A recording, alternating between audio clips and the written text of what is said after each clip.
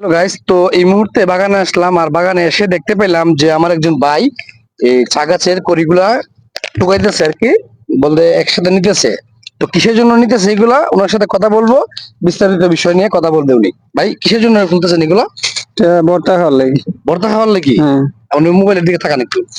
ভর্তা খাওয়ার জন্য? জি। কি, আমি তো প্রথম শুনলাম যে চা পাতার কড়ি দিয়ে ভর্তা খাওয়া যায়। হ্যাঁ, খাওয়া যায়। খাওয়া যায়? কিভাবে খাওয়া যায় এটা?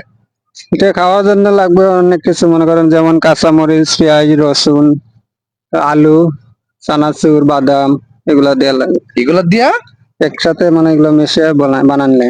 বানায় ভর্তা বানানো হবে? হ্যাঁ, বাদাম বর্তমানে কি ভাতের সাথে খাবেন না অন্য কিছু? এমনি রুটির সাথে খাওয়া যায়। রুটির সাথে? হুম। আটা রুটির সাথে? আটা রুটি। আটা রুটির সাথে না? হ্যাঁ, খাওয়া যায়। তো যাই হোক গাইস, আসলে শুনতে পাইলাম আর এই বিষয়টা কিন্তু আমার জানা ছিল না কোনো সময়।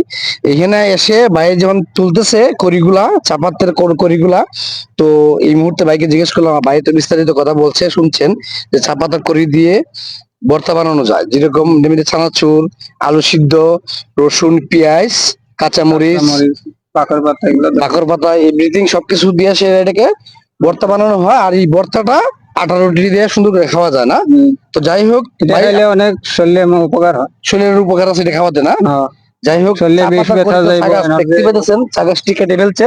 তো চা গাছটা দেখতে পেতেছেন। আর বিশেষ করে হইলো ভাইয়ের নাম কি? সবুজ রেলি। সবুজ রিং। ও আচ্ছা, যাই হোক, এটা কোন বাগান এটা? নেপার চা বাগান। নোয়াপাড়া চা বাগান। যাই হোক, ভাইয়ের জন্য ধন্যবাদ। তো সবাই ভালো থাকবেন, সুস্থ থাকবেন। আমাদের ফেস্টিক হলো যারা দেন না এখন পর্যন্ত, ফেস্টিক হলো দিয়ে পাশে থাকবেন। Bye bye.